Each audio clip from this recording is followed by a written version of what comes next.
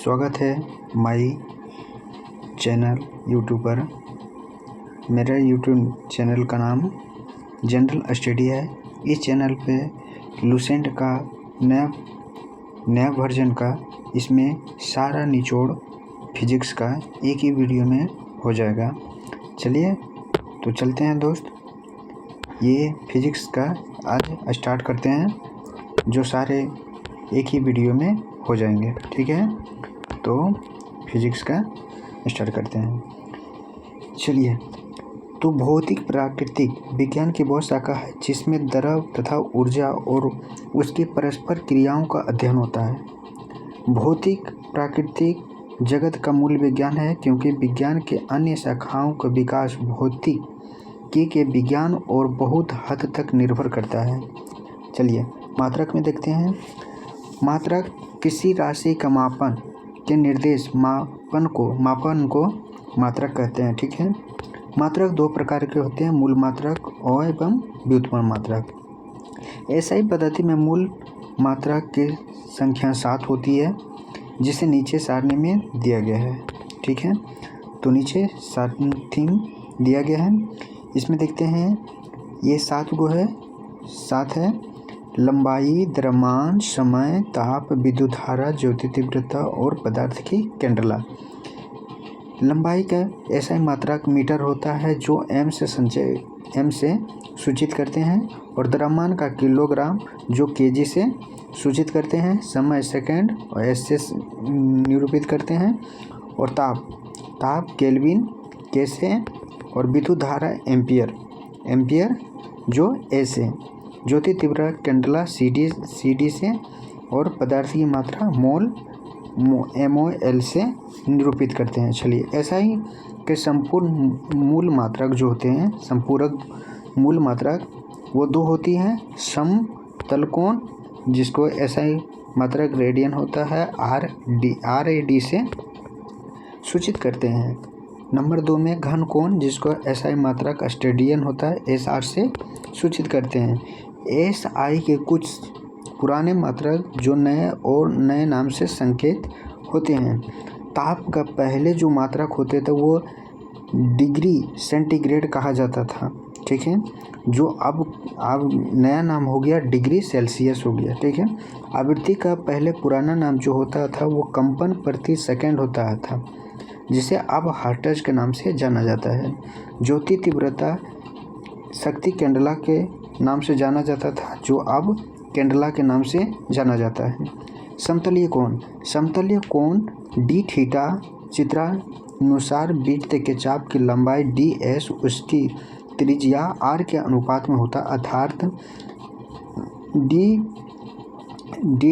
Theta equal to ds/r radian होता है। ठीक है, ठोस कोण जो होता है वो ठोस कोण डी ओमेगा चित्रानुसार शीर्ष O के केंद्र के भांति प्रयुक्त करके उसके परिता निर्मित गोलीय पृष्ठ के अवरोधन क्षेत्र dA तथा त्रिज्या r के वर्ग के अनुपात होता है, अर्थात d omega is equal to DA/r²। ठीक है, वे सभी मात्रक जो मूल मात्रक की सहायता से व्यक्त की जाती है वह से हम व्युत्पन्न मात्रक कहते हैं।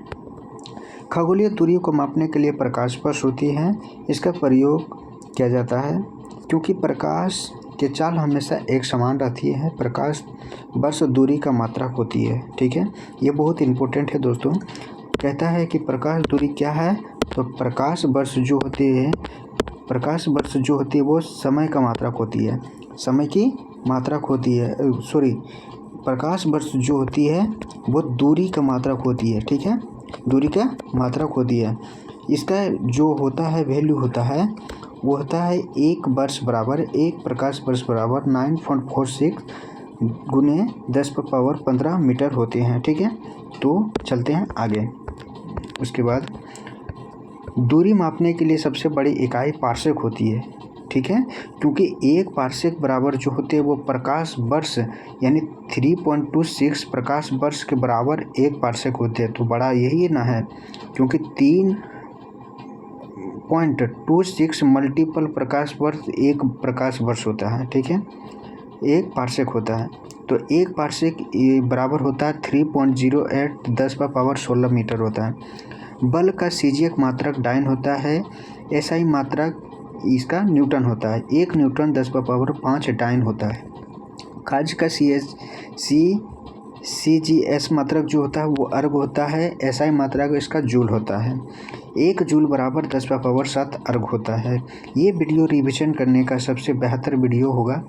इसमें काफ़ी कम समय में ये बहुत सारे रिवीजन कर सकते हैं।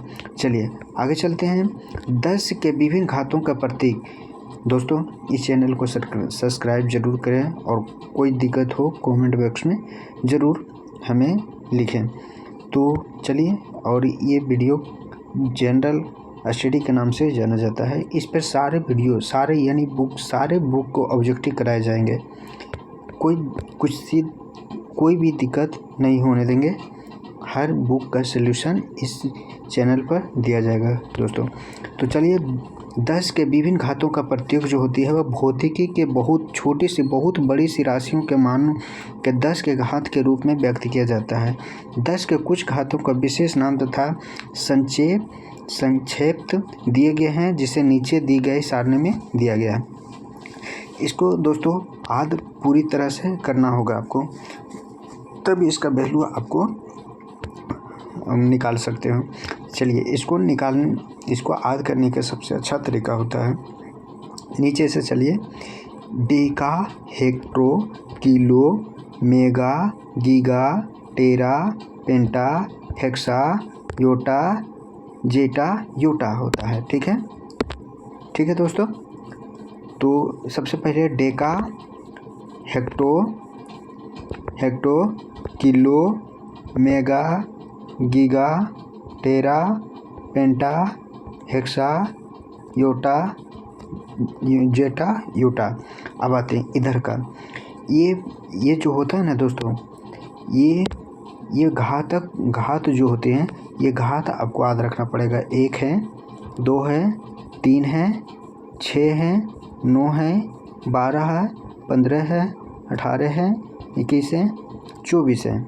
चलिए अब इधर का आते हैं। डेसी, सेंटी, मिली, माइक्रो, नैनो, पिको, फेम्टो, एटो, जेप्टो, एक्टो। ठीक है, डेसी, सेंटी, मिली, माइक्रो, नैनो, पिको, फेम्टो, एटो, जेप्टो, योटो। इसका घात होता है, इधर प्लस में होता है, तो इधर माइनस में होता है, बाकी सब एक ही है। 1, -2, -3, -6, -9, -12, -15, -18, -21, -24 होते हैं। तो चलिए आगे चलते हैं। ये सारा आपको याद रखना होगा। ठीक है, चलिए अब आइए। बीमा। किसी भौतिक राशि के बीमा उन घातों के कहते हैं जिन्हें उस राशि को व्यक्त करने के लिए मूल राशियों को चढ़ाना पड़ता है। ये दोस्तों, ये तो आपको फार्मूला से ही निकलता है। फार्मूला आपको याद रखना होगा, क्योंकि इसका जो होता है, इसको मैं बता देता हूँ। ये जो होता है द्रव्यमान, यानी एम से जो द्रव्यमान को होता है केजी होता है, मात्रक केजी होता है। ठीक है, इसको एम से सूचित करते हैं, बड़ी एम से होता है।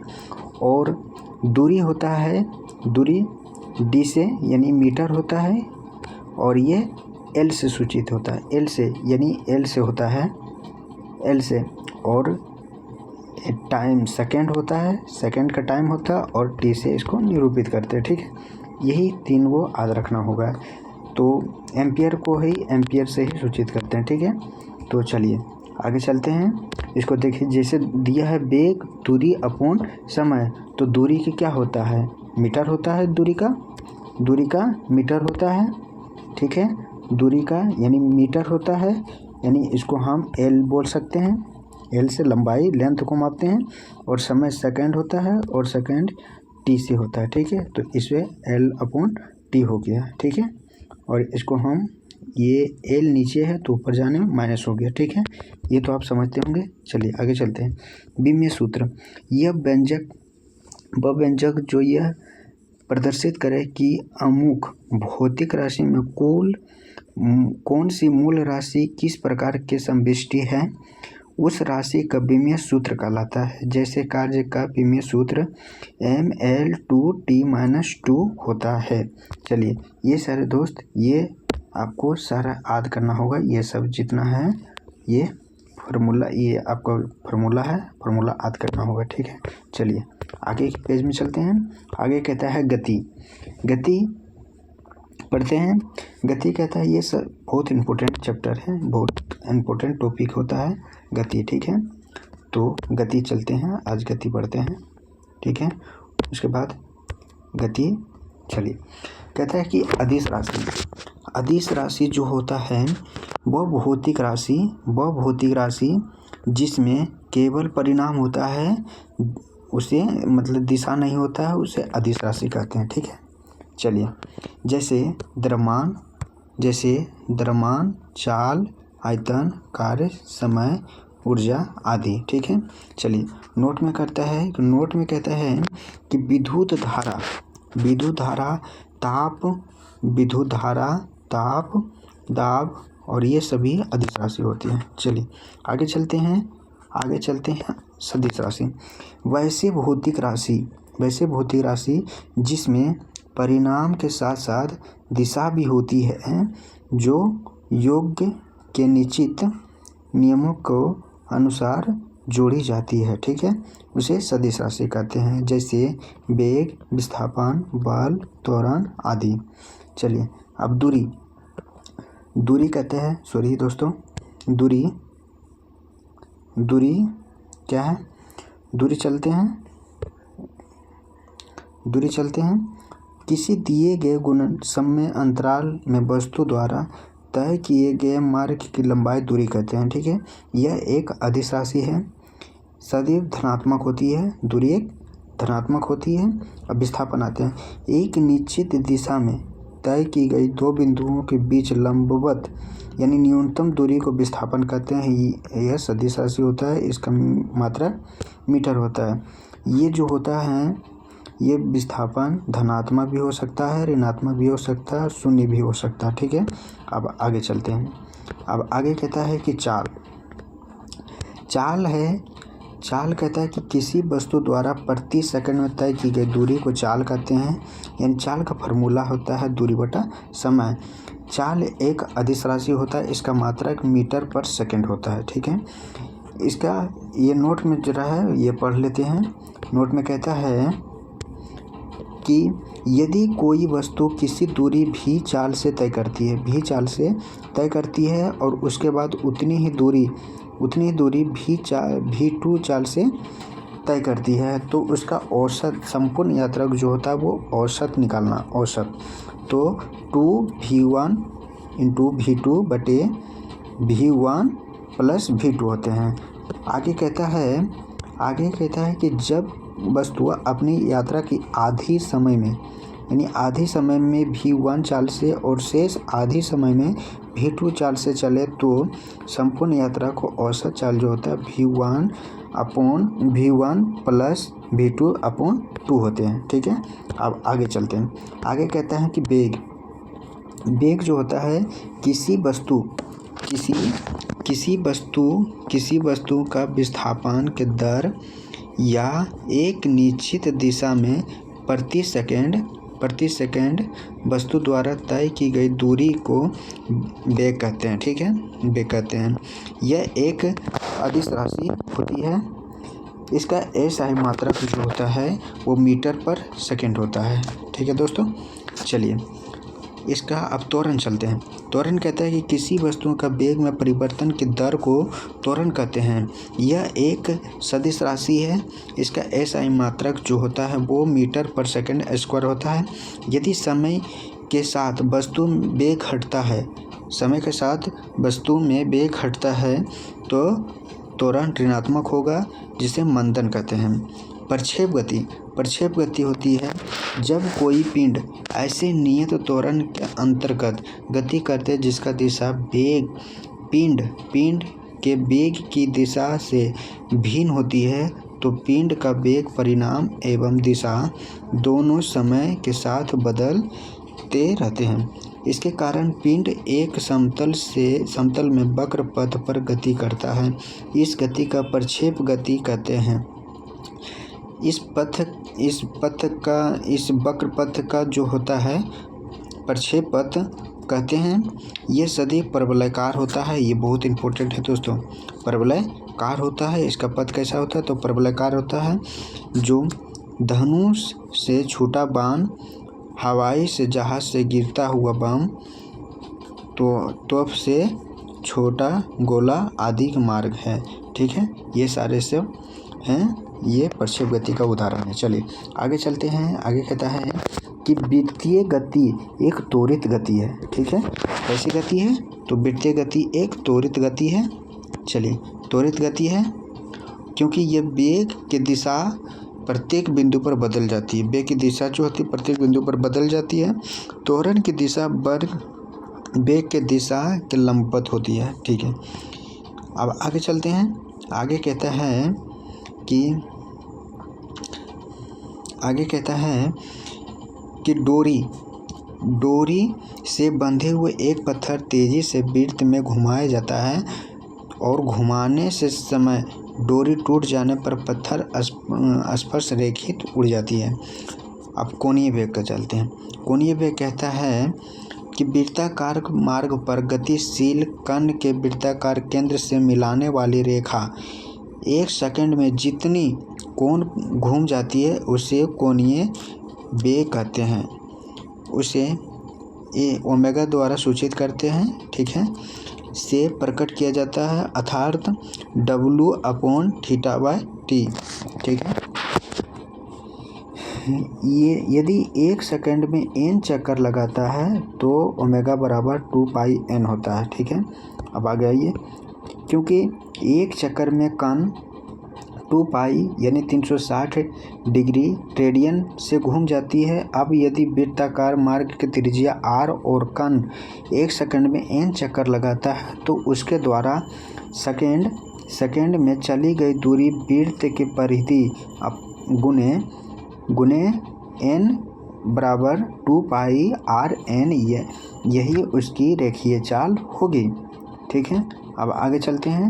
अर्थात v बराबर 2πrn, v बराबर 2πn अपॉन गुने r बराबर ओमेगा r होता है। ओमेगा बराबर 2πn भी कर सकते हैं। रेखीय चाल बराबर होता है कोणीय चाल गुने त्रिज्या होती है। ठीक है, नोट में पढ़ते हैं। नोट में कहता है कि पाई का मान गणना सबसे पहले आर्यभट्ट ने किया था। ठीक है, ये याद रखिएगा।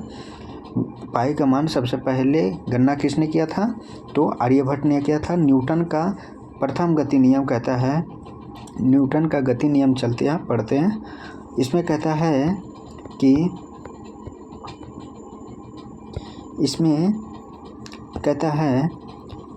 न्यूटन का गति नियम, भौतिकी के पिता न्यूटन, यानी भौतिकी को पिता किसको कहते हैं? न्यूटन को। ये 1687 ईस्वी में अपनी पुस्तक प्रिंसिपिया, ये बहुत इंपॉर्टेंट है, प्रिंसिपिया, कौन सा पुस्तक में? तो अपनी पुस्तक में प्रिंसिपिया में सबसे पहले गति का नियम प्रतिपादन किया था। गति का नियम प्रतिपादन किया था प्रिंसिपिया बुक में। न्यूटन का प्रथम गति नियम क्या कहता है? कहता है कि यदि कोई वस्तु विराम अवस्था में है तो वो विराम अवस्था में ही रहेगी।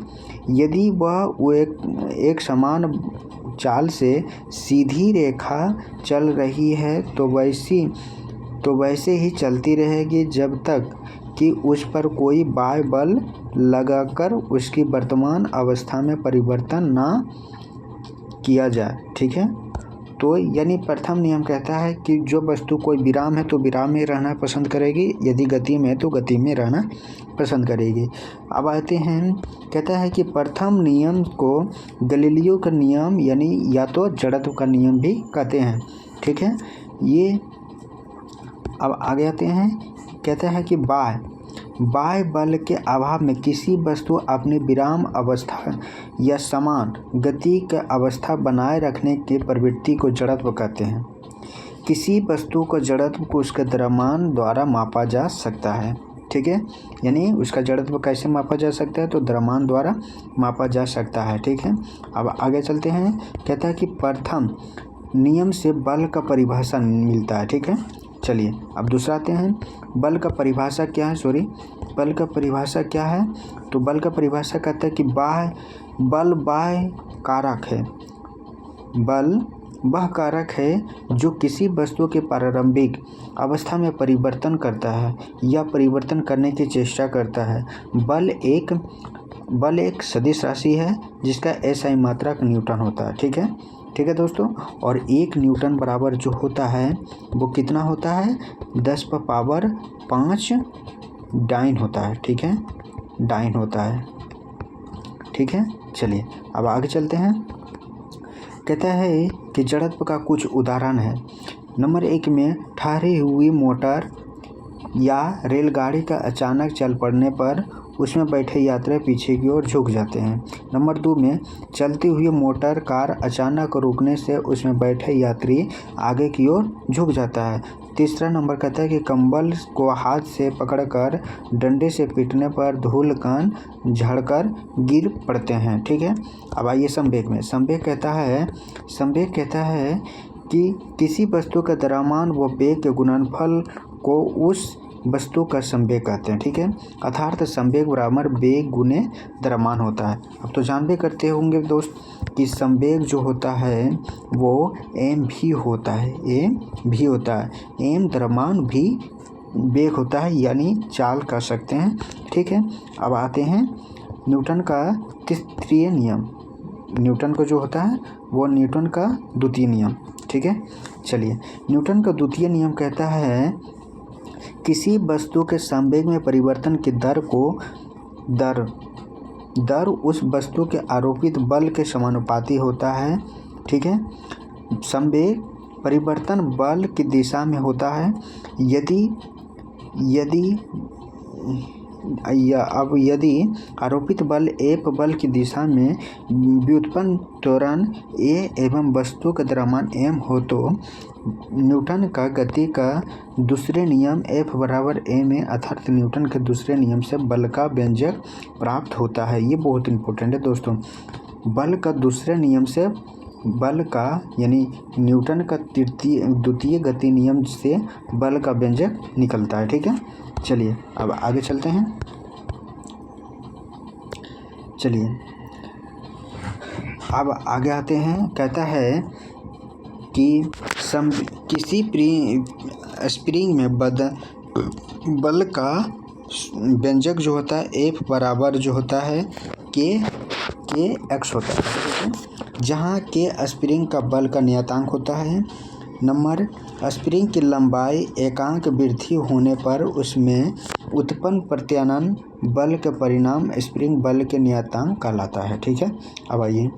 कहता है यदि स्प्रिंग बल नियतांक k को n समान भागों में काट दिया जाए तो प्रत्येक भाग बल के नियतांक n के होगा। ठीक है, चलिए नोट में कहता है कि प्रथम नियम से दूसरे नियम का ही अंग है। क्या कहता है, दूसरे नियम का अंग है। क्या कहता है, दूसरे नियम का अंग है। प्रथम नियम दूसरे नियम का अंग है।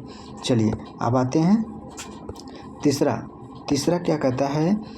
तीसरा कहता है भाई देखो, तीसरा जो होता है न्यूटन का तीसरा नियम ये कहता है कि प्रत्येक क्रिया बराबर परंतु विपरीत क्रिया में प्रतिक्रिया होती है। उदाहरण के लिए बंदूक से गोली चलाए जाने पर चलाने वाले पीछे और धक्का जो होती है, धक्का लगना है। नंबर 2 में नाव से किनारे पर कूदने पर नाव की ओर पीछे और हट जाना है। ठीक है, रॉकेट अब बोल रहा है रॉकेट को उड़ान में संवेग संरक्षण सिद्धांत क्या कहता है। यदि कणों के किसी समूह या निकाय पर कोई बाह्य बल नहीं लग रहा हो तो उस निकाय का कुल संवेग नियत होता है। अर्थात अर्थात टक्कर के पहले और बाद का संवेग बराबर होता है। ठीक है, चलिए अब आते हैं आवेग। आवेग कहता है कि जब कोई बड़ा बल किसी वस्तु पर थोड़े समय के लिए कार्य करता है तो बल तथा समय अंतराल के गुणनफल को आवेग कहते हैं। यानी हम कह सकते हैं कि आवेग जो होता है बल गुने समय अंतराल कहते हैं, या संवेग में परिवर्तन कह सकते हैं। आप तो पढ़े होंगे दोस्तों कि संवेग में परिवर्तन की दर को बल कहते हैं। कैसे कहते हैं? तो बल तो संवेग कह सकते हैं, द्रव्यमान गुने वेग को संवेग कहते हैं। ठीक है, अब इसको हम टी कहते हैं क्योंकि संवेग में परिवर्तन की दर को बल कहते हैं। ये संवेग यानी हम F बराबर हम निकाल सकते हैं ma। कैसे निकलेंगे? क्योंकि V बराबर A बराबर जो होते हैं V/T होता है। ठीक है, इसीलिए एक ही जगह पर ये जो होता है V/T के जगह पर हम A लिख सकते हैं। इसीलिए हम कहा गया है कि संवेग में परिवर्तन की दर को हम बल कहते हैं और संवेग में परिवर्तन को आवेग कहते हैं। ठीक है, ये बात याद रखना। संवेग में परिवर्तन की दर को बल कहते हैं क्योंकि दर लग गया, और संवेग में परिवर्तन को हम आवेग कहते हैं। ठीक है, ये याद रखना दोस्तों।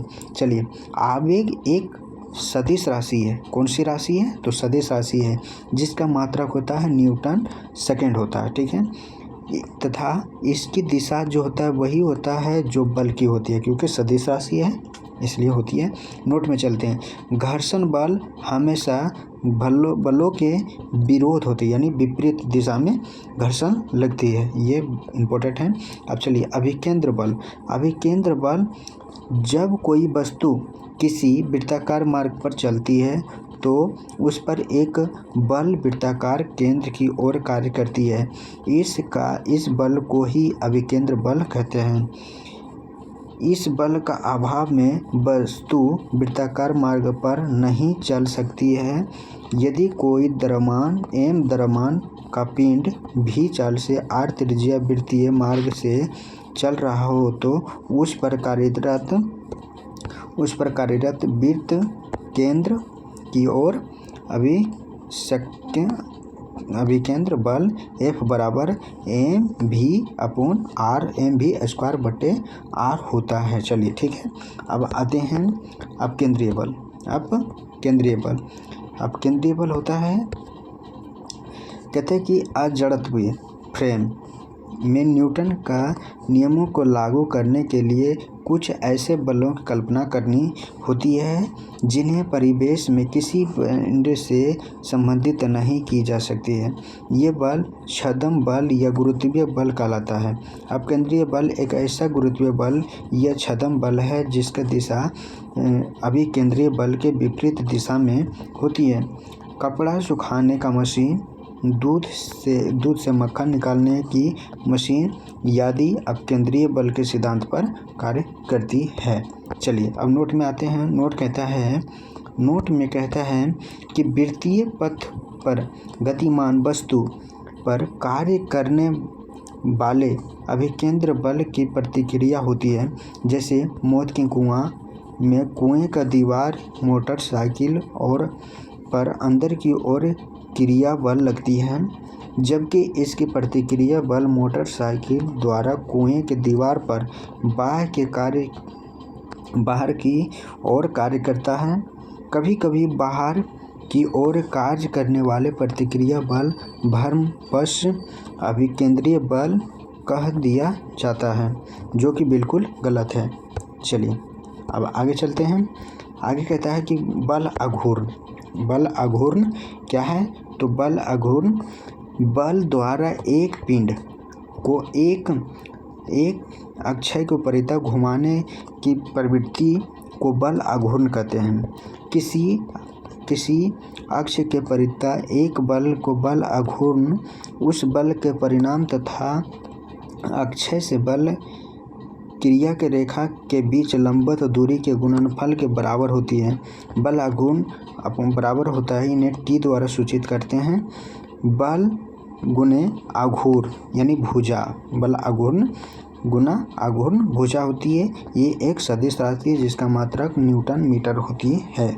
चलिए अब आगे चलते हैं। अब आगे कहता है सरल मशीन। सरल मशीन क्या है? तो सरल मशीन पढ़ते हैं। सरल मशीन कहता है, सरल मशीन क्या है? तो वही सरल मशीन क्या है पढ़ते हैं। कहता है कि वह बल आघूर्ण के सिद्धांत पर कार्य करती है, या बल आघूर्ण के सिद्धांत पर कार्य करती है। सरल मशीन एक ऐसी युक्ति है जिसमें किसी सुविधाजनक बिंदु पर बल लगाकर किसी अन्य बिंदु पर रखे हुए भार को उठाया जाता है, जैसे उत्तोलक, घिरनी, आनत तल, स्क्रू, जैक आदि। ठीक है। अब आते हैं उत्तोलक। उत्तोलक क्या है? तो उत्तोलक जो है, उत्तोलक एक सीधी या टेढ़ी छड़ होती है जो किसी निश्चित बिंदु के चारों ओर स्वतंत्रता पूर्वक घूम सकती है। उत्तोलक 3 प्रकार के बिंदु होती है। उत्तोलक में 3 प्रकार के बिंदु होती है। पहला आलम, दूसरा अयास, तीसरा भार होती है। ठीक है। आलम जो होता है किसी बिंदु के चारों ओर उत्तोलक के छड़ के स्वतंत्रता पूर्वक घूम सकती है, जिसे आलम कहते हैं। ठीक है। आयाम किसको कहते हैं? भाई आलम जो होता है वो बीच में नट की तरह काम करता है, जिससे उस पर दोनों घूमते हैं। ठीक है। अयास होता है उत्तोलक के उपयोग में लाने के लिए उस पर जो बल लगाया जाता है उसे अयास कहते हैं। ठीक है। अयास कहते हैं, जिस पर जो बल लगता है उसे अयास कहते हैं। तीसरा कहता है कि भार उत्तोलक द्वारा जो बोझ उठाया जाता है अथवा रुकावट हटाई जाती है उसे हम भार कहते हैं। ठीक है। अब आते हैं उत्तोलक जो होते हैं वो 3 प्रकार के होती हैं। उत्तोलक जो होती है वो 3 प्रकार की होती है। प्रथम उत्तोलक किसे कहते हैं? तो प्रथम श्रेणी का उत्तोलक, इस वर्ग का उत्तोलक में अभिलंब एफ, जो अभिलंब एफ से सूचित करते हैं, वो अयास ई तथा भार W के बीच में स्थित होती है। इस प्रकार उत्तोलक को आंतरिक लाभ जो होते हैं वो 1 से अधिक होती है, 1 के बराबर होती है और 1 से कम भी हो सकता है। इसका उदाहरण जैसे हैं कैंची, पिलास, सैंडिस, कील, उखाड़ने का मशीन, शीश झूला, साइकिल का ब्रेक, ये सारे इन प्रथम उत्तोलक का इसका एग्जाम्पल है। नंबर दूसरा में आते हैं द्वितीय उस श्रेणी का उत्तोलक जो होता है, यह वर्ग के अंतराल में आलम्ब एफ व अयास ई के बीच में यानी भार होता है। इस प्रकार के उत्तोलक को आंतरिक लाभ सदैव 1 से अधिक होता है और इसका उदाहरण सरोता, नींबू निचोड़ने का मशीन, 1 पहिया कूड़ा ढोने की गाड़ी आदि। ठीक है। अब आते हैं तीसरा में क्या कहता है दोस्तों? तीसरा में कहता है तीसरा श्रेणी का उत्तोलक, इस वर्ग के उत्तोलक में अभिलंब एफ डब्ल्यू यानी भार W के बीच में अयास ई होता है, जिसका आंतरिक सदैव 1 से कम होती है। चिमटा, मनुष्य का हाथ, ये बहुत इंपॉर्टेंट है दोस्तों। चिमटा किस श्रेणी का उत्तोलक है? तो तृतीय श्रेणी का उत्तोलक है। और मनुष्य का हाथ का श्रेणी किस श्रेणी का उत्तोलक है? तो तृतीय श्रेणी का उत्तोलक है। अब आते हैं गुरुत्वीय त्वरण कहता है कि किसी वस्तु का गुरुत्वीय केंद्र वह बिंदु है जहां वस्तु का समस्त भार कार्य करता है, चाहे वस्तु जिस स्थिति में रखी जाए। वस्तु का भार गुरुत्व केंद्र से ठीक नीचे की ओर कार्य करता है। अतः गुरुत्व केंद्र पर वस्तु का भार के बराबर उत्तरीमुखी बल लगाकर वस्तुओं को संतुलित रख सकते हैं। ठीक है। उसके बाद आइए संतुलित बल जो होते हैं वो तीन प्रकार की होती है, अस्थाई और अस्थाई उदासीन होता है। अस्थाई किसे कहते हैं? तो भाई ये एक मान लो कि कटोरा है, इसमें कोई गेंद कर दोगे तो वो बीच में जाके अटक जाएगा, तो ये अस्थाई संतुलित बल होता है। यदि किसी वस्तु को उसकी संतुलन स्थिति में थोड़ा सा विस्थापित किया जाए और बल हटाते समय पूर्व अवस्था में आ जाए तो उसे संतुलित बल कहते हैं। ठीक है, उसके बाद कहता है कि अस्थाई बल। और अस्थाई बल क्या है? तो यदि किसी वस्तु को उसकी संतुलन अवस्था में थोड़ा सा विस्थापित करने पर छोड़ देने पर वो अवस्था में ना आ जाए तो अस्थाई संतुलित बल कहते हैं। ठीक है, चलिए अब आते हैं तीसरी, उदासीन बल। उदासीन बल जो होती है वो यदि किसी वस्तु को संतुलित स्थिति में थोड़ा सा विस्थापित करने पर उसका गुरुत्वीय केंद्र जी के ऊंचाई पर बना रहता है तथा छोड़ देने पर वस्तु का नए स्थिति में संतुलित हो जाती है, तो इसका संतुलन उदासीन कहलाता है। ठीक है, चलिए अब आते हैं अस्थाई संतुलन शर्तें। किसी वस्तु का अस्थाई संतुलन के लिए दो शर्तें पूरा होना आवश्यक है। चलिए, नंबर 1 में कहता है कि वस्तु का गुरुत्वीय केंद्र यधिकाधिक नीचे होना चाहिए। ठीक है, और दूसरा नंबर कहता है कि गुरुत्वीय केंद्र से हटाए जाने वाली ऊर्ध्वाधर रेखा वस्तु के आधार से गुजरना चाहिए। चलिए अब आते हैं तीसरा में कहता है कार्य। ये बहुत इंपॉर्टेंट चैप्टर है दोस्तों, कार्य, ऊर्जा और शक्ति। चलिए अब यही पढ़ते हैं। कहता है कि कार्य के माप, कार्य जो होती है, सॉरी दोस्तों, कार्य जो होती है, कार्य की माप लगाए गए बल की दिशा में वस्तु का विस्थापन के गुणनफल के बराबर कार्य एक अदिश राशि होता है। इसका SI मात्रक जूल होता है। कहा गया है कि कार्य होता है कि बल की दिशा में जो विस्थापन होते हैं उसे हम कार्य करते हैं, कार्य कहते हैं। ये यानी थीटा पर भी ये डिपेंड करता है। यदि कोई बल F विस्थापन S माध्य थीटा कोण पर बनता हो तो W बराबर जो होता है FS कोस थीटा होता है। ठीक है, FS कोस थीटा होता है।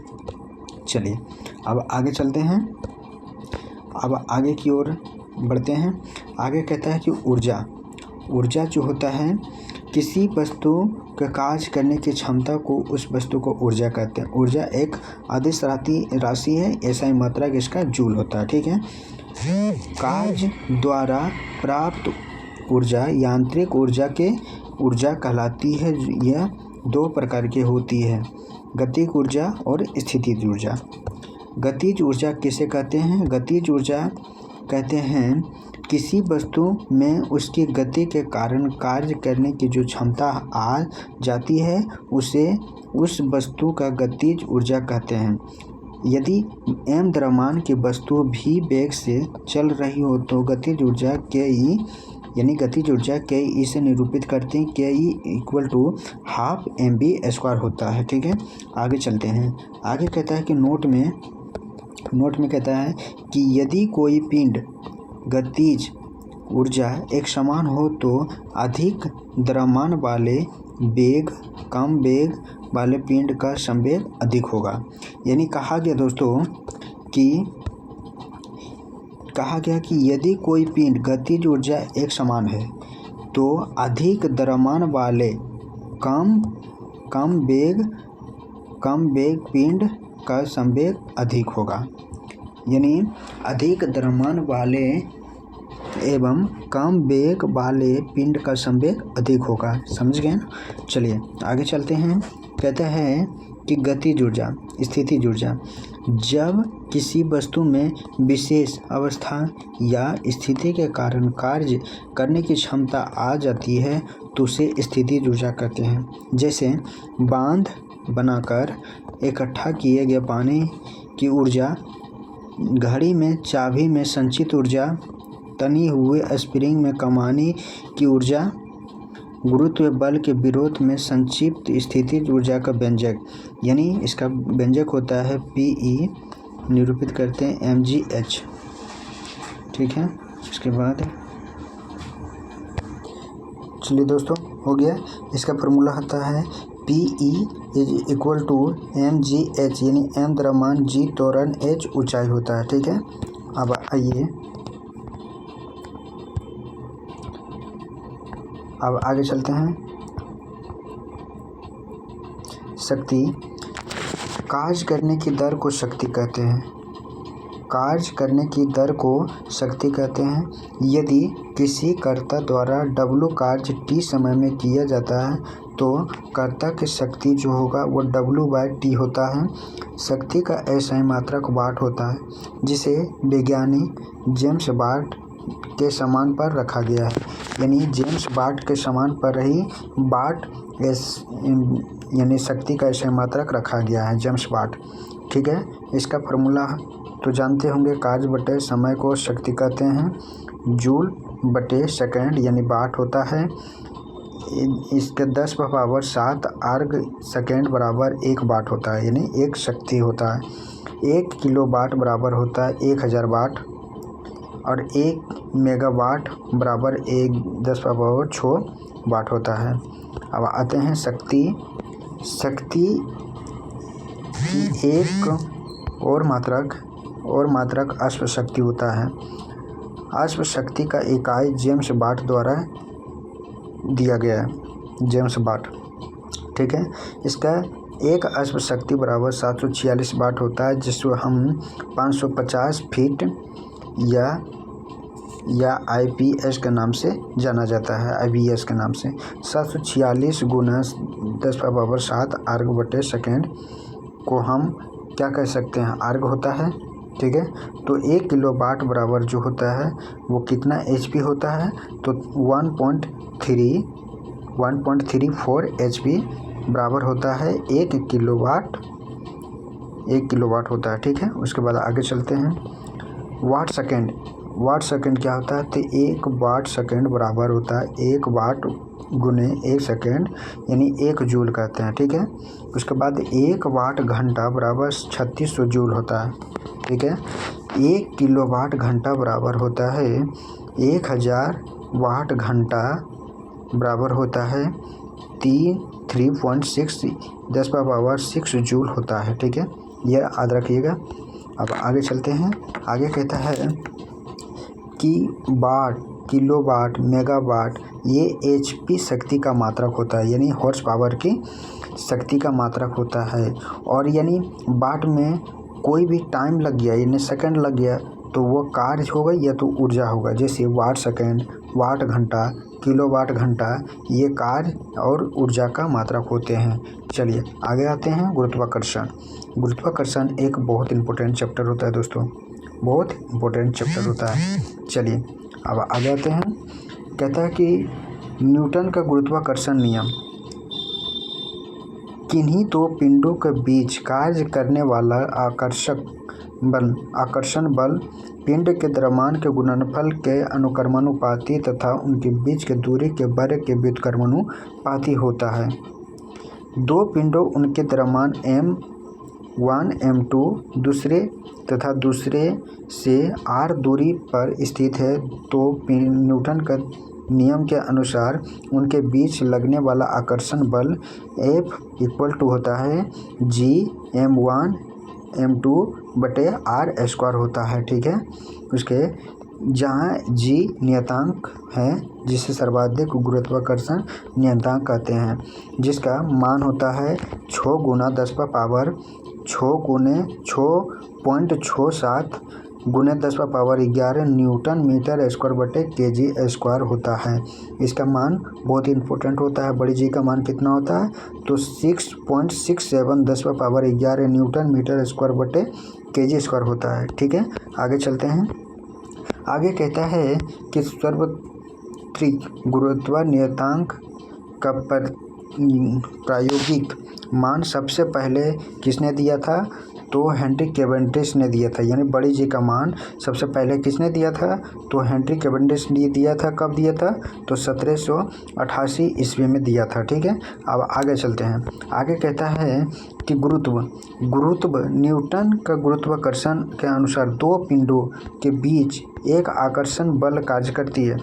यदि उनमें से एक पिंड पृथ्वी हो और इस आकर्षण बल के गुरुत्व कहते हैं, अर्थात गुरुत्व वह आकर्षण बल है जिससे पृथ्वी किसी वस्तु को अपने केंद्र की ओर खींचती है। इस बल के कारण जो त्वरण उत्पन्न होती है उसे गुरुत्व जनित त्वरण यानी छोटी जी कहते हैं, जिसका मान जो होता है 9.8 मीटर पर सेकंड स्क्वायर होता है। उसके बाद आइए, अब कहता है कि गुरुत्व जनित त्वरण यानी छोटी जी वस्तु का रूप, आकार, द्रव्यमान आदि पर निर्भर नहीं करती है। यानी वस्तु के रूप पर, आकार पर और द्रव्यमान पर वह निर्भर नहीं करती है छोटी जी। अब छोटी जी का मान इसको हम देखते हैं। छोटी जी का मान में परिवर्तन को देखते हैं, उसके बाद आगे चलते हैं। नंबर 1 में कहता है पृथ्वी की सतह से ऊपर या नीचे जाने पर जी का मान घटता है। क्या कहता है दोस्तों कि पृथ्वी की सतह से या तो ऊपर जाओ या तो नीचे जाओ, ये छोटी जी का मान घटता है। दूसरा कहता है कि पृथ्वी के ध्रुव जी का मान महत्तम होता है। यानी ध्रुव पर जो होती है, यानी पृथ्वी ऐसा होता है, ये ध्रुव और ये ध्रुव पर जी का मान अधिकतम होता है। और तीसरा नंबर कहता है कि विषुवत रेखा पर जी का मान न्यूनतम होता है। यानी विषुवत रेखा यहाँ होती है और यहाँ सबसे कम होती है, यानी जीरो होती है यानी न्यूनतम होती है। और पृथ्वी के घूर्णन गति बढ़ाने पर जी का मान में कमी आती है। यानी पृथ्वी का घूर्णन गति बढ़ा देने पर जी का मान में कमी आती है और पृथ्वी के घूर्णन गति घटाने पर जी का मान बढ़ता है। ठीक है, अब आते हैं नोट में क्या कहता है दोस्तों। कहते हैं कि यदि पृथ्वी अपनी वर्तमान कोणीय चाल से 17 गुना अधिक चाल से घूमने लगे तो भूमध्य रेखा पर रखी वस्तु का भार शून्य हो जाएगा। समझ गए ना कि भूमध्य रेखा पर रखी वस्तु का भार शून्य हो जाएगा यदि पृथ्वी का 17 गुना से उसको घूर्णन गति बढ़ा दिया जाए तब, यानी वहाँ भारीनता की स्थिति आ जाएगी। लेकिन ध्रुव पर जी का मान में कोई परिवर्तन नहीं होगा। ऐसी स्थिति में दिन की अवधि में 24 घंटे से घटाकर 1.4 यानी 1 घंटा 40 मिनट यानी 84 मिनट की हो जाएगी। यदि पृथ्वी अपने अक्ष के परितः घूमने बंद कर दे तो जी का मान में ध्रुव को छोड़कर शेष सभी स्थानों पर वृद्धि हो जाएगी। ठीक है, समझ गए दोस्तों। आगे चलते हैं। आगे कहता है कि पिंड यानी लिफ्ट में पिंड का भार, तो जब लिफ्ट ऊपर की ओर जाती है तो लिफ्ट में स्थित पिंड का भार बढ़ा हुआ प्रतीत होता है। यानी लिफ्ट ऊपर जा रहा है तो वस्तु का द्रव्यमान बढ़ा हुआ प्रतीत होगा। नंबर 2 कहता है कि जब लिफ्ट नीचे की ओर आती है तो लिफ्ट घटा हुआ प्रतीत होगा, पिंड का भार घटा हुआ प्रतीत होगा।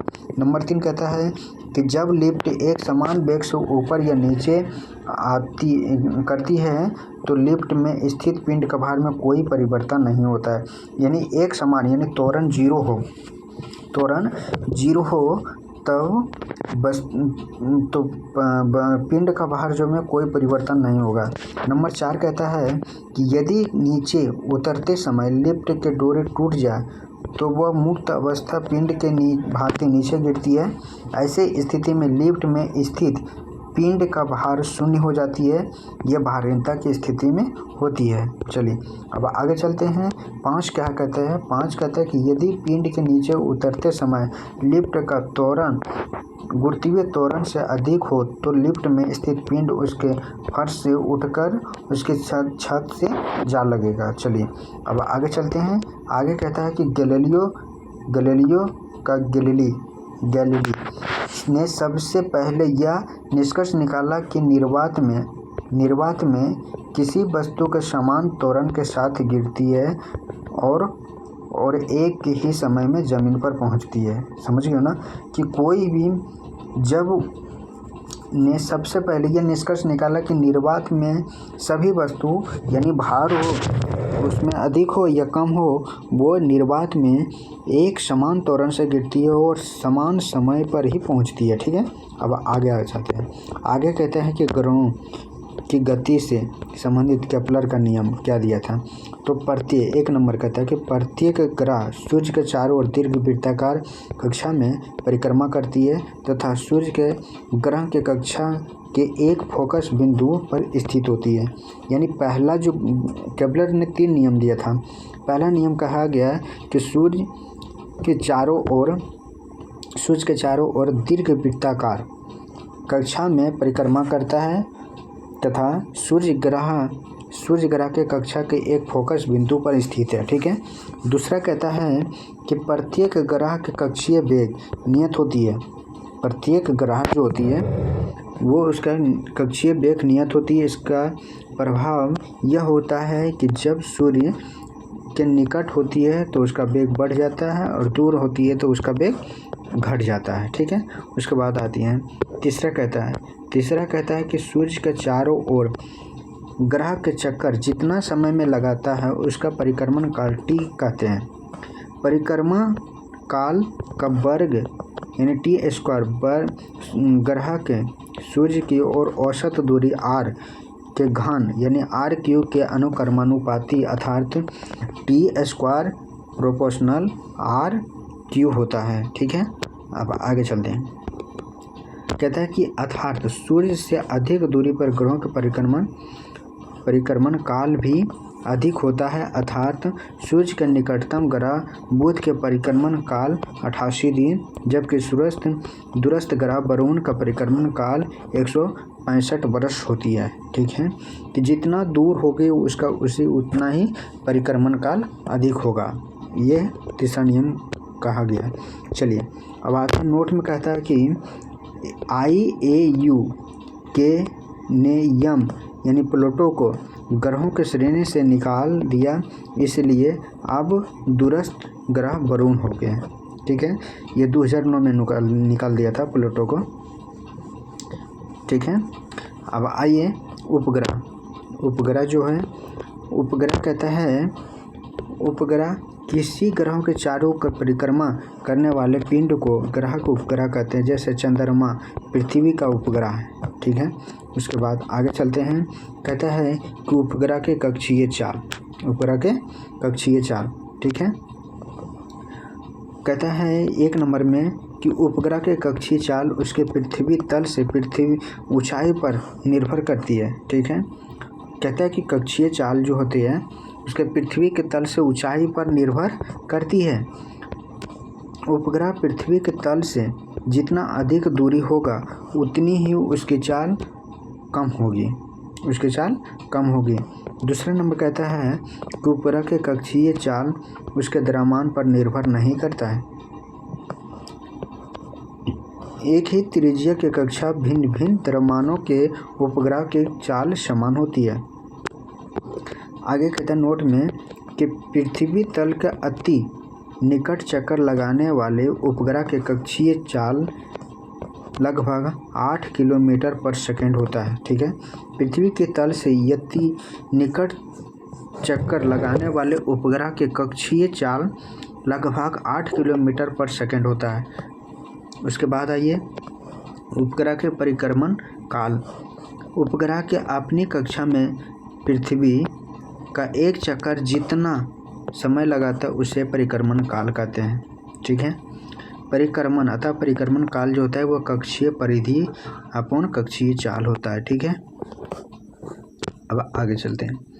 आगे कहता है कि उपग्रह का परिक्रमण काल भी केवल उसकी पृथ्वी तल से ऊंचाई पर निर्भर करती है और उपग्रह जितनी अधिक दूरी होगा उतना ही उसका अधिक उसके परिक्रमण काल होगा। ठीक है, समझ गए होंगे। आगे चलते हैं। आगे कहता है उपग्रह का परिक्रमण काल उसका द्रव्यमान पर निर्भर नहीं करता है। सही बात है।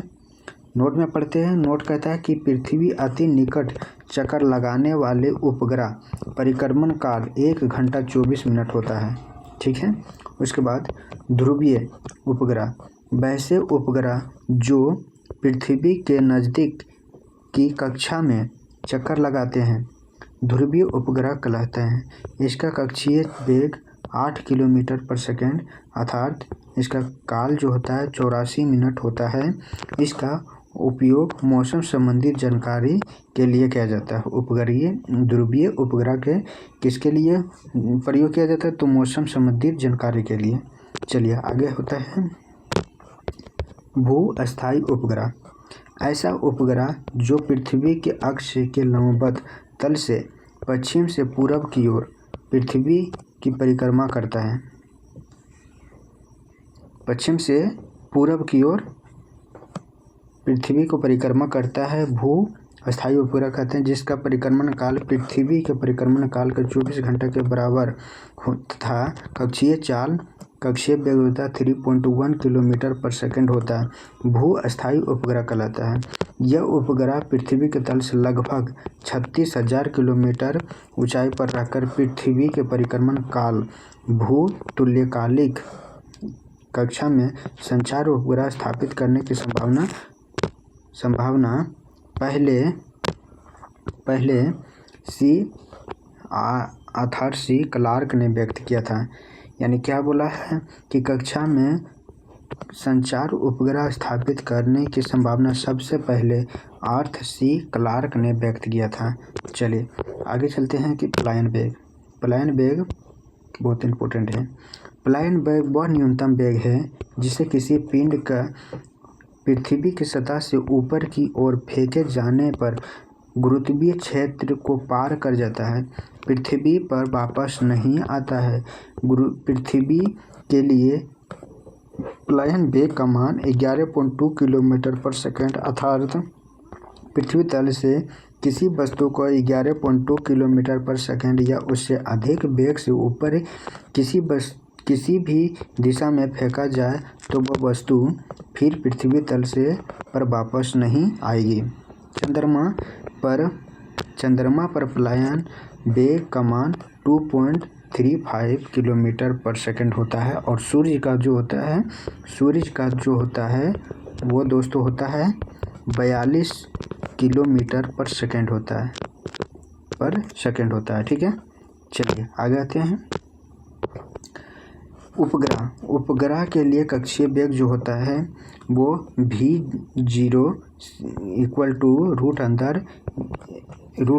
√g(r)e तथा पृथ्वी तल से पलायन वेग ve यानी √2gr अर्थात ve यानी पृथ्वी के तल से पलायन वेग बराबर कक्षीय वेग का √2 गुना होता है अर्थात पलायन वेग कक्षीय वेग का √2 गुना होता है।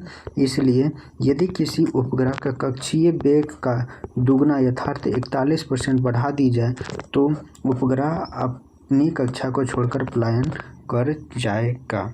ठीक है। उसके बाद आगे चलते हैं। आगे कहता है कि पलायन वेग का मान वस्तु के द्रव्यमान और प्रक्षेपण कोण पर निर्भर नहीं करता, यानी द्रव्यमान और प्रक्षेपण कोण पर निर्भर नहीं करता है। अब आते हैं दाब बहुत इम्पोर्टेंट चैप्टर है, टॉपिक है। उसके बाद आते हैं दाब कहता है दोस्तों, दाब कि किसी सतह के एकांक क्षेत्रफल पर लगने वाला बल को दाब कहते हैं। समझ गए होंगे। कहता है यानी प्रेशर यानी पी से डिपेंड निरूपित करते एफ बाय ए कहते हैं पृष्ठ का लंबवत बल बटे पृष्ठ का क्षेत्रफल होता है। ठीक है।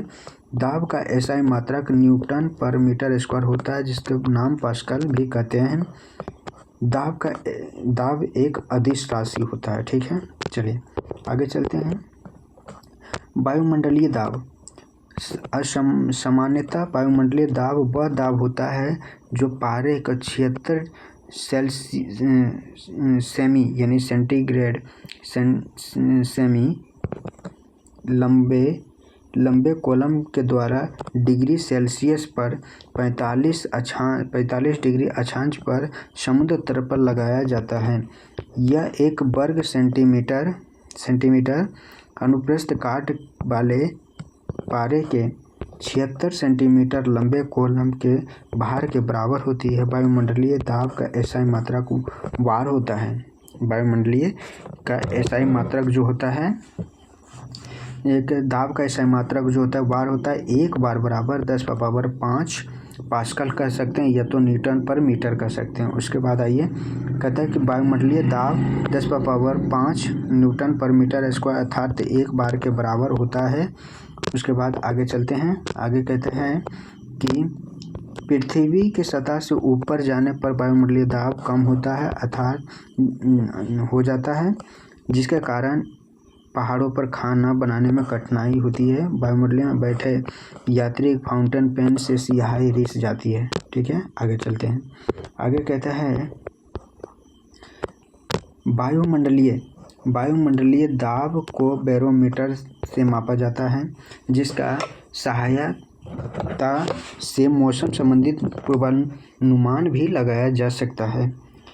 बैरोमीटर का पाठ्यांक जब एकाएक नीचे गिरता है तो आंधी आने की संभावना होती है। बैरोमीटर पाठ्यांक जब धीरे धीरे नीचे गिरता है तो वर्षा होने की संभावना होती है। नंबर 4 में बैरोमीटर का पाठ्यांक जब धीरे धीरे ऊपर चढ़ता है तो दिन साफ होने की संभावना होती है। चलिए आगे चलते हैं। कहता है कि द्रव में अणुओं द्वारा बर्तन की दीवार अथवा तली के प्रति एकांक क्षेत्रफल पर लगने वाले बल को द्रव का दबाव कहते हैं।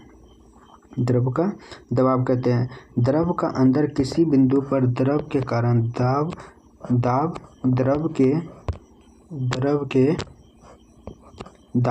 के सतह से उस बिंदु की गहराई यानी h, द्रव के घनत्व d, गुरुत्वीय त्वरण g गुणनफल के बराबर होती है। यानी जल में जो दबाव होता है वो h d g कहते हैं। h होता है ऊंचाई और d होता है घनत्व, g होता है गुरुत्वीय त्वरण। ठीक है, आगे चलते हैं। आगे कहता है कि द्रवों में दाब का नियम।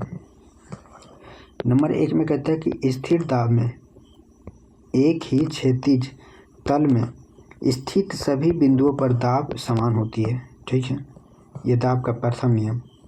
दूसरा कहता है स्थिर द्रव के भीतर किसी बिंदु पर दाब प्रत्येक दिशा में बराबर होता है।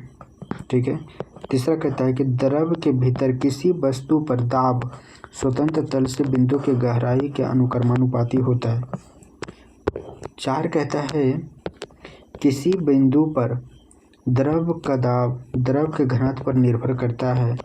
घनत्व अधिक होने पर दाब अधिक होगा। चलिए आगे कहता है कि द्रव दाब संबंधित पास्कल नियम। पास्कल का नियम प्रथम नियम क्या कहता है कि यदि गुरुत्वीय प्रभाव का नगण्य माना जाए तो संतुलन की अवस्था में द्रव के भीतर प्रत्येक बिंदु पर दाब समान होगा। ठीक है। उसके बाद दूसरा कहता है कि पास्कल का नियम का द्वितीय कथन क्या कहता है कि किसी बर्तन में बंद द्रव के किसी भाग पर आरोपित बल द्रव द्वारा सभी दिशाओं में समान परिमाण से संचारित कर दिया जाता है। ठीक है। उसके बाद तीसरा कहता है पास्कल के नियम पर आधारित कुछ संयंत्र है hydraulic lift, hydraulic press, hydraulic brake, यानी यह पास्कल का कुछ उदाहरण है। उसके बाद आइए द्रव का दाब उस पात्र के आकार या आकृति पर निर्भर नहीं करता जिसमें द्रव रखा जाता है। ठीक है। अब आते हैं गलनांक तथा क्वथनांक दाब का प्रभाव। चलिए कहता है कि गलनांक पर प्रभाव क्या पड़ता है तो गर्म करने पर जिन पदार्थों का आयतन बढ़ता दाब बढ़ाने पर उसका गलनांक भी बढ़ जाती है। ठीक है। जैसे मोम, घी आदि। नंबर 2 में कहते हैं कि नरम करने पर जिन पदार्थों का आयतन घट जाती है, दाब बढ़ाने पर उसका गलनांक भी घट जाती है, जैसे बर्फ, बिस्मथ, ढलवा, लोहा। क्वथनांक पर प्रभाव। क्वथनांक पर प्रभाव, सभी द्रवों का क्वथनांक दाब बढ़ाने पर बढ़ जाता है। ठीक है, चलिए अब आते हैं पलवन। पलवन नया टॉपिक है। ठीक है दोस्तों, सॉरी।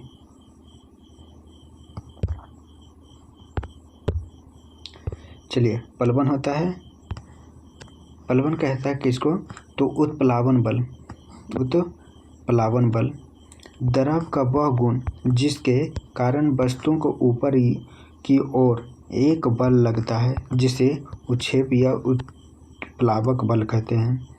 यह बल वस्तु द्वारा हटाए गए द्रव के गुरुत्व केंद्र पर कार्य करता है, जिसे उत्प्लावन केंद्र कहते हैं। इसका अध्ययन सर्वप्रथम आर्किमिडीज ने किया था। उसके बाद आगे चलते हैं। कहता है कि उत्प्लावन बल द्रव में डूबी पिंड का आयतन एवं द्रव के घनत्व पर निर्भर करता है।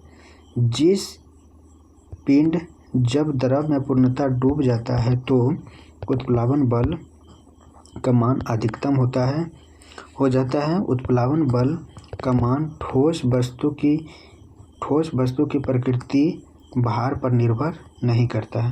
ठीक है, चलिए आगे चलते हैं।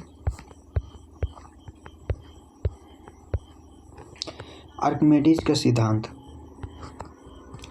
जब कोई वस्तु किसी द्रव में पूरी या आंशिक रूप से डुबाई जाती है तो उसके भार में कमी का अभाव होता है। भार में यह आभासी कमी वस्तु द्वारा हटाए गए द्रव के भार के बराबर होती है। पनडुब्बी जलयान आर्किमिडीज के सिद्धांत पर कार्य करती है। चलिए नोट में पढ़ते हैं कि नैनोमीटर सरल वायुदाब मापी, 14 वायुदाब मापी, निद्रव वायुदाब मापी, तुंगताप मापी, ये सभी द्रव दाब व आर्किमिडीज के सिद्धांत पर कार्य करती है। चलिए आगे चलते हैं। पलवन का नियम। पलवन नियम क्या कहती है?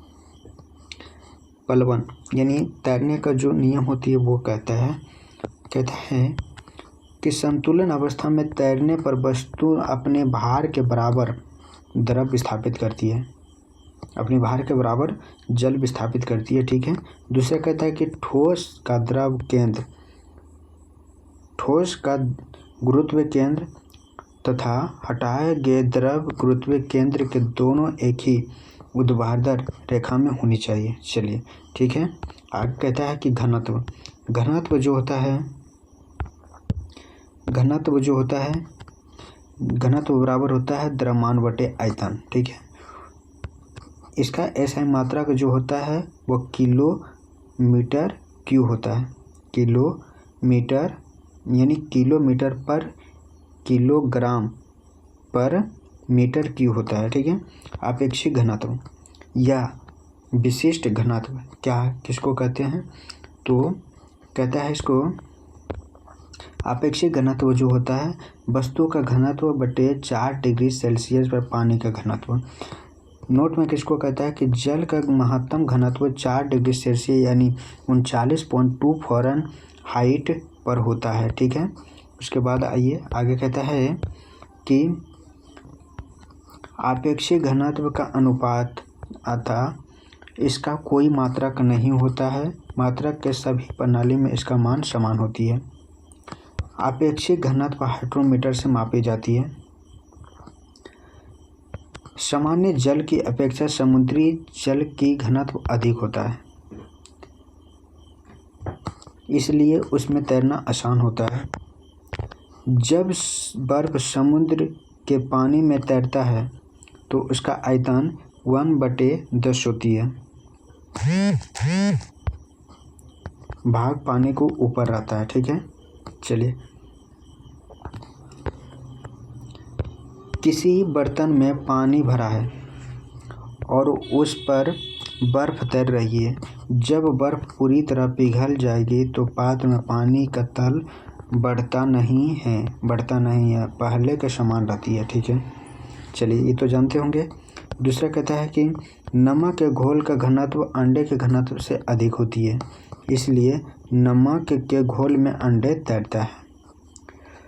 दूध के शुद्धता मापने वाले को क्या कहते हैं? तो दुग्ध मापी कहते हैं, यानी लैक्टोमीटर कहते हैं इसको। ठीक है, मित बिंदु कैसे कहते हैं? तो तैरती हुई वस्तु द्वारा विस्थापित द्रव गुरुत्व केंद्र के पलायन केंद्र कहते हैं। उत्प्लावन केंद्र से जाने वाली ऊर्ध्वाधर रेखा वस्तु के गुरुत्व केंद्र में जाने वाली ऊर्ध्वाधर रेखा काटती है, उसे मित बिंदु कहते हैं। ठीक है, अब आइए, तैरने वाली वस्तु का अस्थायी संतुलन के लिए शर्तें। नंबर 1 में तैरने वाले मित केंद्र गुरुत्वीय केंद्र के ऊपर होनी चाहिए। दूसरा कहता है कि वस्तु का गुरुत्व केंद्र के हटाए गए द्रव गुरुत्व केंद्र के अर्थात उत्प्लावन केंद्र दोनों एक ही ऊर्ध्वाधर रेखा में होनी चाहिए। चलिए, हो गया, समझ गए होंगे। अब आगे की टॉपिक को स्टार्ट करते हैं। आगे टॉपिक है वो है पृष्ठ तनाव। पृष्ठ तनाव किसको कहते हैं? तो सबसे पहले संसर्जक बल पढ़ लेते हैं। पहले, एक ही पदार्थ के अणुओं के मध्य लगने वाला आकर्षण बल को संसर्जक बल कहते हैं। ठोसों में संसर्जक बल का मान अधिक होती है, फलस्वरूप इसका आकार निश्चित होती है। गैसों में संसर्जक बल का मान नगण्य होती है। यानी एक ही अणु को मध्य लगने वाला आकर्षण बल को संसर्जक बल कहते हैं। ठोस में संसर्जक बल मान अधिक होता है और गैस में नगण्य होता है, यानी नहीं का बराबर होता है। ठीक है, असंजक बल किसको कहते हैं? दो विभिन्न पदार्थों के अणुओं के बीच लगने वाला आकर्षण बल को संसर्जक बल कहते हैं, असंजक बल कहते हैं। असंजक बल के कारण ही एक वस्तु दूसरे वस्तु से चिपकती है। ठीक है, आगे चलते हैं। आगे क्या कहता है कि पृष्ठ तनाव, द्रव के पृष्ठ स्वतंत्र पृष्ठ में कम से कम क्षेत्रफल प्राप्त करने के लिए प्रविष्टि होती है, जिसका कारण उसको पृष्ठ सदैव तनाव स्थिति में रहती है, इसे ही पृष्ठ तनाव कहते हैं। किसी द्रव में पृष्ठ तनाव का वह बल है जो द्रव के पृष्ठ पर खींची गई काल्पनिक रेखा इकाई लंबाई पर रेखा के लंबवत कार्य करती है। यदि रेखा की लंबाई l पर F बल कार्य करता है तो पृष्ठ तनाव जो होते हैं वह यानी T बराबर F/L होता है, यानी बल बटे लंबाई को पृष्ठ तनाव कहते हैं। ठीक है, पृष्ठ तनाव का SI मात्रक न्यूटन पर मीटर होता है।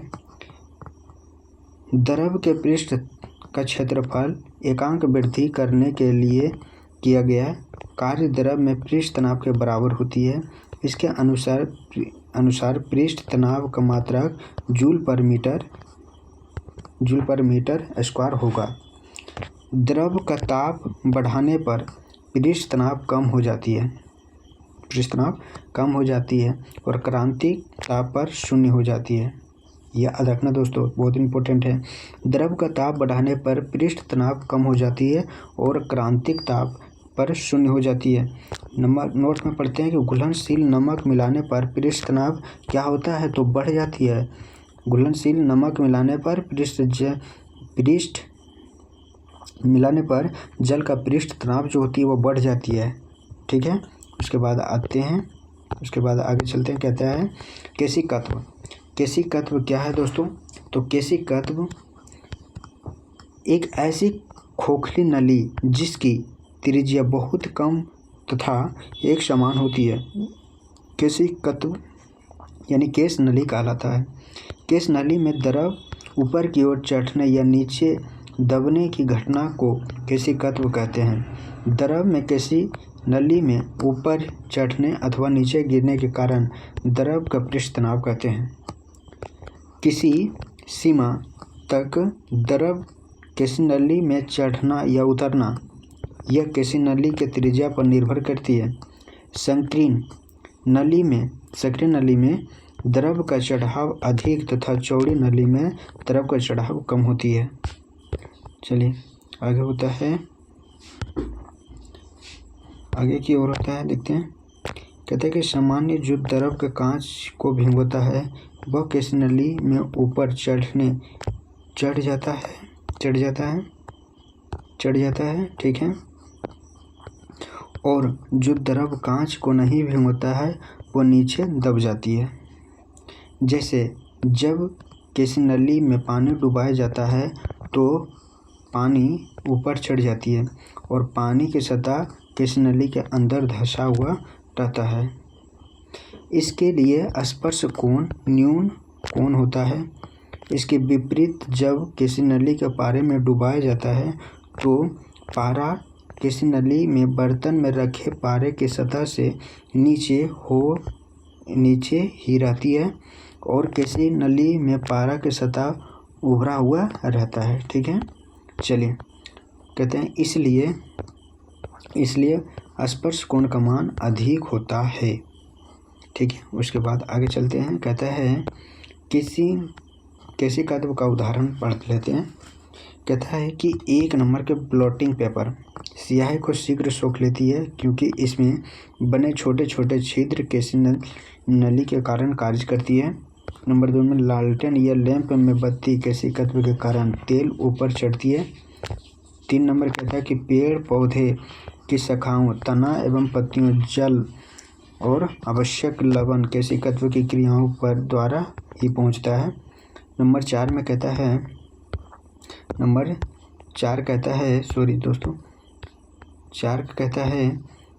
कहता है कि कृत्रिम उपग्रह के अंदर भारीणता की अवस्था यदि किसी